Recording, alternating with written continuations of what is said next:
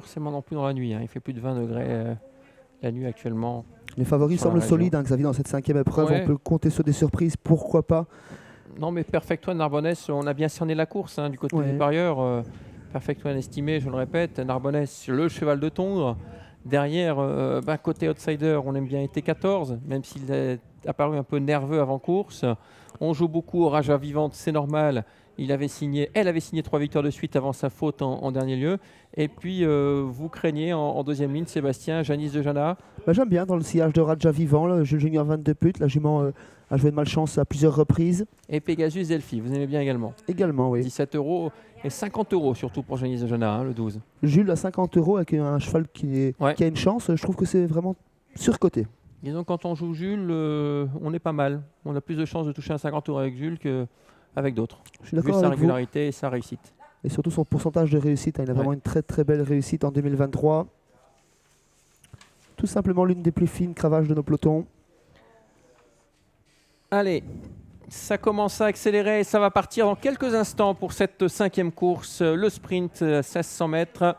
On part vite en pleine piste avec Perfect One, la Casacrose, mais devancé aussitôt par le numéro 4, Orage Vivante, avec le 3, Nadal Slipper, qui est également parti très vite.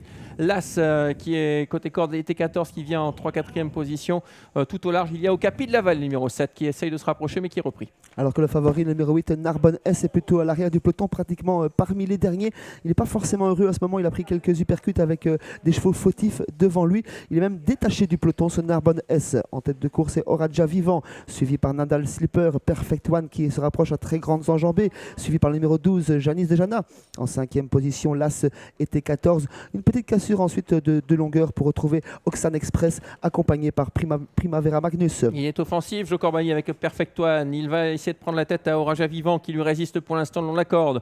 En 3e position, il y a Nadal Slipper. On est bien avec Janice de Jana, 50 contre 1 en 4e position. Un peu plus loin, il y a l'As était 14. Et puis ensuite, il y a une cassure pour retrouver le 2, Oxan Express. Ça va être très très dur pour Narbonness, ça va être dur pour les autres. La faute de l'As était 14 qui était très tendu avant course et qui confirme cette tension dans l'épreuve et il est disqualifié. Tout comme le numéro 4, animatrice Raja Vivant qui se retire, plus que 3-4 chevaux aux avant-postes avec Perfect One qui s'est retrouvé aux avant-postes un peu malgré lui. Janice de Jana qui l'accompagne à présent. Dans leur sillage direct, on retrouve Nadal Slipper.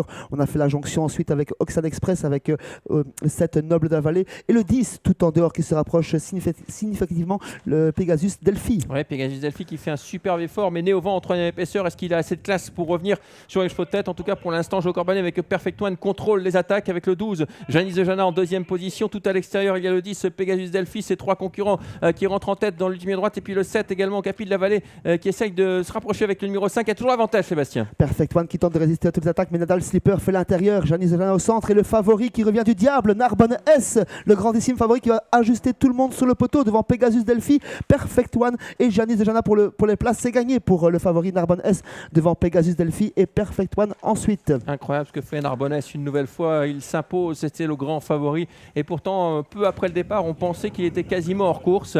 La victoire pour ce numéro 8, Narbonne S. 2e place pour le 10, Pegasus Delphi. Le 8, le 10, le 5, Perfect One 3e. Et ensuite, on aura une photographie, sans doute le 12 et le 3 à la photographie. Donc 8, 10, 5, arrivée de cette 5e course. Les favoris n'ont pas déçu. Vous aimez bien Pegasus Delphi, il s'intercale entre les 2 favoris. On revoit cette fin de course de Narbonness qui était quand même très très loin peu après le départ et qui vient fusiller tout le monde dans la ligne droite. Ah oui, il a vraiment fait un truc car durant la première partie du parcours, là, un peu la course s'est dessinée. Il a été très très malheureux, il a pris plusieurs coups malheureux, étant même détaché du dernier du peloton derrière ce premier virage. Et ensuite, il a été très très courageux pour contourner tout le monde. Attention Sébastien, virage. le 8 a été disqualifié par les commissaires. Le 8 est disqualifié, me disent les commissaires à l'instant. Donc est-ce qu'on peut revoir la ligne droite parce que c'est très important, le numéro 8 qui est venu platoniquement s'imposer. Alors on va revoir la ligne droite. Gina, le 8 est disqualifié, c'est ça? On est un petit peu surpris, donc on demande une confirmation de tout cela.